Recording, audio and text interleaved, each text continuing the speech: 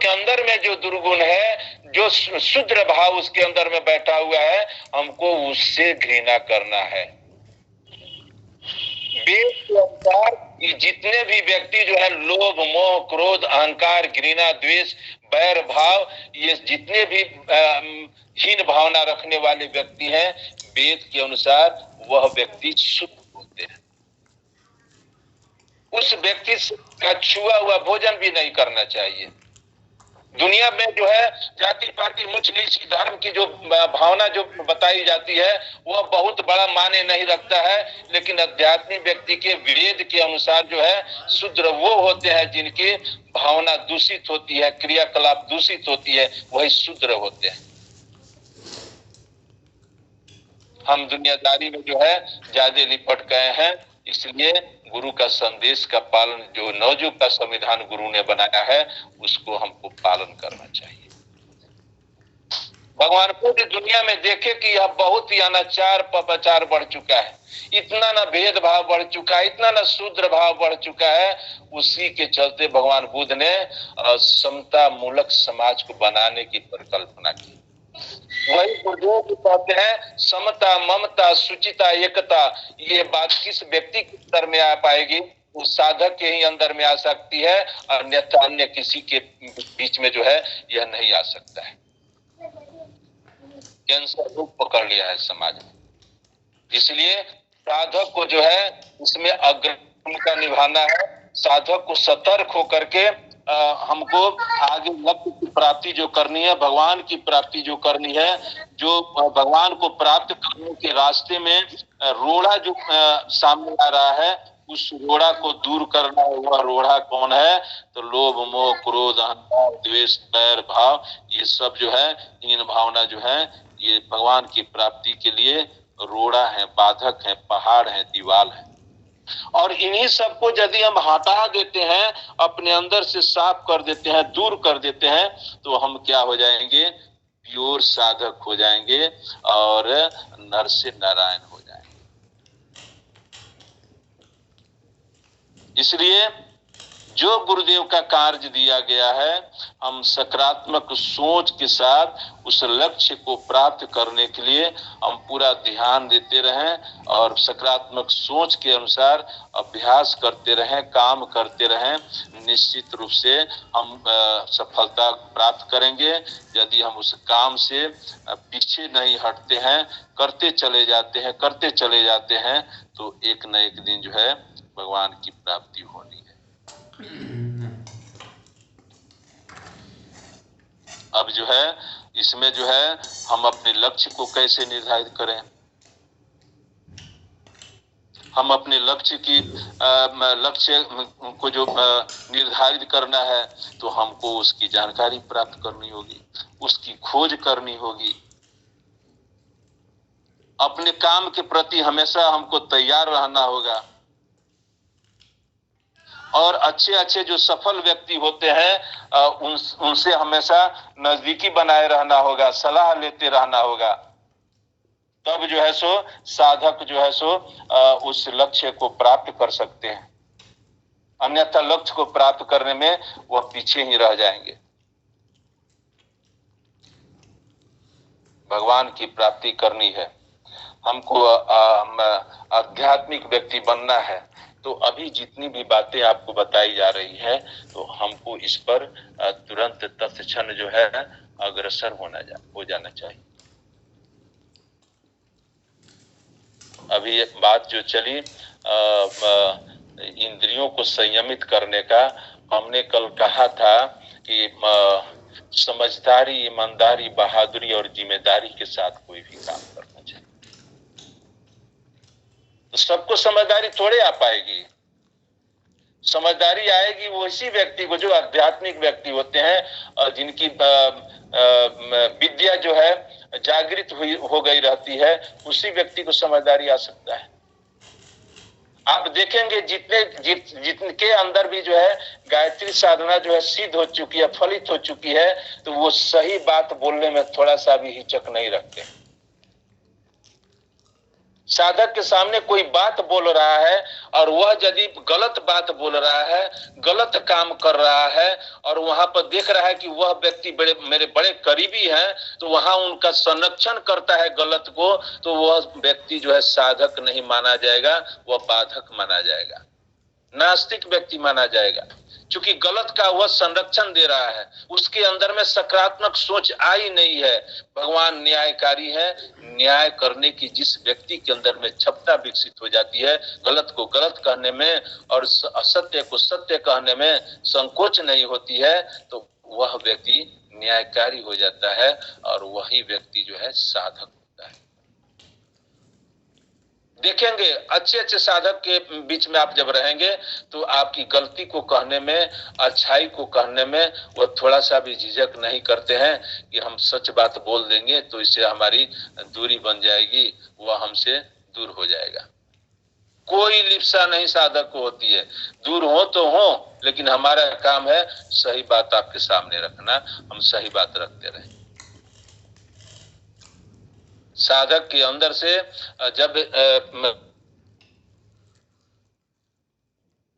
शांत हो जाती है, मन शांत हो जाता है, क्रोध जो है सो गल जाता है, चित्त जब हो जाता है, तो उनके बीच में जो है अच्छाई को धारण करने की शक्ति, अच्छाई प्रदर्शित करने की शक्ति उनके अंदर में विकसित हो जाती है। इसीलिए साधक को जो है इस पर थोड़ा सा भी अच्छी बात को कहने में, अच्छे काम को करने में थोड़ा सा भी हिचक नहीं होना चाहिए। क्योंकि यह शरीर जो है 5 तत्व से जो बना है, उस 5 तत्व में जो है जो धरती जो है, मिट्टी जो तत्व है, वह तत्व जो है नकारात्मकता ज्यादा फैलाती है। और नकारात्मकता जो फैलाती है मूलाधार चक्र में जो है, जो जिनका मूलाधार चक्र जागृत नहीं रहता है, मूलाधार चक्र आप समझ रहे होंगे, मूलाधार चक्र जिनका जागृत नहीं रहता है, ज्यादातर वह पाप वृत्ति में उलझे रहते हैं। और जिस व्यक्ति की साधना में मूलाधार चक्र यदि जागृत हो गया तो वह व्यक्ति पाप करने के वृत्ति में जो है वो नहीं उलझते हैं। उनके मंदिर से जो है भाव जो है सो पाप करने की वो उठती ही नहीं है।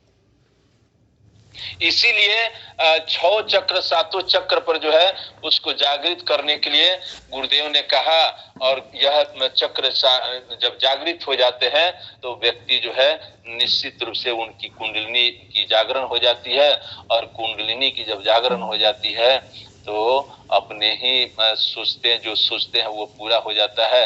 अपने लिए, परिवार के लिए, समाज के लिए, राष्ट्र के लिए, विश्व के लिए जब सोचना, जिस भी क्षेत्र में वो सोचेंगे वहां पर वह चीज फलित होती दिखाई देती है। और कुंडलिनी जागरण आप शस्त्रार्थ षटचक्र जो है जागरण करें या न करें, गायत्री साधना यदि आप करते हैं, गायत्री साधना निरंतरता आपकी लगी रहती है, तो आपको एक दिन जो है स्वतः आपकी कुंडलिनी जागरण होना शुरू हो जाती है, जागृत हो जाती है। और जिस दिन कुंडलिनी की जागरण हो गई, आपके जीवन में कहीं से रोने धोने निराश होने की बात ही नहीं आती है। यही तो साधना कहा जाता है, यही तो साधक कहे जाते हैं। साधक का ये गुण नहीं होता है कि हम क्षण भर पर जो है अपना मत बदलते रहे, क्षण भर ये काम किए, क्षण भर वो काम किए, क्षण में ये बात बोल दिए, क्षण में वो बात बोल दिए। हमारा लक्ष्य निर्धारित होना चाहिए। साधक जो है हमेशा ईश्वर की उपस्थिति अपने अंदर में बोध करते रहते हैं। कभी भी ईश्वर से विहीन हम अपने शरीर को नहीं बोध करते हैं। इसीलिए जो है साधक के अंदर में आत्मबल जो है सो बहुत प्रगाढ़ हो जाता है, बहुत मजबूत हो जाता है आत्मबल। इसीलिए किसी कार्य को करने में वो पीछे नहीं हटते हैं, एकदम अग्रणी भूमिका निभाते रहते हैं।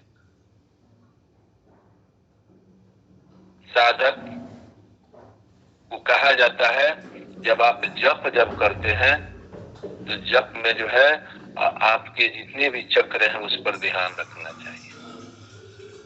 सविता की शक्ति जो आ रही है उन सभी चक्रों पर आ रही है। आज्ञा चक्र की त्रिकुटी के मध्य सविता देवता को जप करने क्रम में जो उदयक आभास करते हैं तो वहां जो है सो मन तो निश्चित रूप से शांत हो जाते हैं, अहंकार भी बेचारे जल्दी शांत हो जाते हैं और विवेक जो है सो जागृत हो जाती है, बुद्धि हमारी तीव्र हो जाती है। हम कोई भी काम करते हैं तो बड़ी गिन चुन करके करते हैं और जिस काम को करते हैं उसमें 4 चांद लग जाता है। साधक होना चाहिए।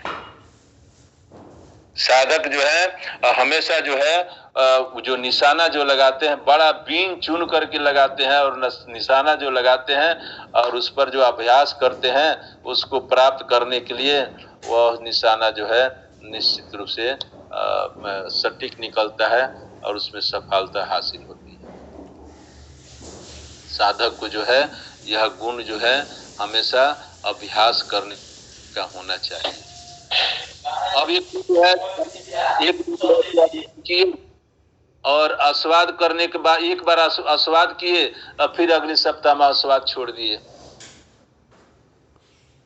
जाड़े के दिनों में एक आध रोज जो है सो पैदल चले, खाली पैर चले और फिर जो है सो उसको छोड़ दिए। थोड़ा सा ठंडा लगा, सर्दी खांसी हुई, नाक में से पानी देना शुरू किया, चलिए ठंडा लग जाता है, खाली पैर कौन घूमने जाए। ठंडा के दिनों में मेरे पास सुबह में जब आएंगे तो मैं धरती पर चलने का अथक प्रयास करता हूँ, खाली पैर चलने का प्रयास करता हूँ। गर्मी के दिनों में अरे बाप बड़ी गर्मी लग रही है, बड़ी गर्मी लग रही है, हम अभ्यास तो करें बिना पंखा में रहने का, वो कुछ नहीं आ पाएगा। आप देखते होंगे कोई हरिद्वार जो गए होंगे, साध महात्मा को आप देखते होंगे, शांति कुंज हरिद्वार गए होंगे, उस रास्ते में नदी किनारे जो है गंगा जी किनारे कहीं कहीं साधक लोग दिखाई देते हैं, साधु दिखाई देते हैं।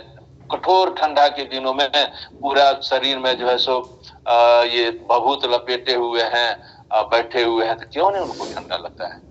क्योंकि उनके अंदर में तितिक्षा हो गई है, त्याग हो चुकी है, भाव उनके अंदर में त्याग की जा चुकी है, तितिक्षा की जा चुकी है, साधना उनकी प्रगाढ़ हो चुकी है।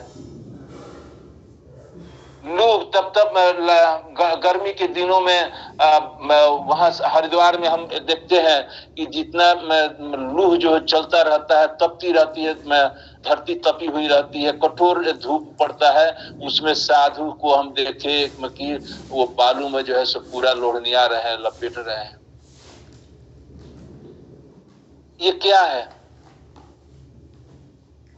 ये सब साधना का प्रमाण है। मनुष्य जैसा सोचता है वैसा बन जाता है। गुरुदेव बिना परखे हुए कोई बात नहीं बोले हुए हैं। हम जैसा सोचेंगे वैसा निश्चित रूप से बन जाएंगे।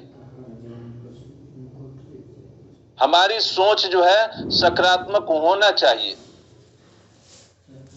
हम जैसा बनना चाहते हैं निश्चित रूप से हम उस तरह का बन ही जाएंगे। इसलिए हमको जो है साधक बनना है तो हमको थोड़ा सा तप करना होगा, अभ्यास करना होगा, जप तप करना होगा, पूजा पाठ करना होगा, तभी हम अपने लक्ष्य को प्राप्त कर सकते हैं, अन्यथा लक्ष्य को प्राप्त नहीं कर सकते। एक दिन सप्ताह में जो है हमको आस्वाद भोजन करने के लिए कहा जाता है, उपनाहे में हम लगते हैं इधर उधर करने। एक दिन बृहस्पतिवार को गुरु के दिन होता है, बृहस्पतिवार, उस दिन कहा जाए कि उस दिन फलहार रहे, अरे भूखे आ रहेगा नहीं, कौन करेगा? हम अभ्यास कर करके तो देखें, हमसे सहन हो पाता है कि नहीं सहन हो पाता है, और आस्वाद करने के बाद में और फलहार करने के बाद में क्या हमको लाभ होती है वो आप करके तो देखें, तब उसके बाद में कहें कि ऐसे क्या क्या लाभ होता है।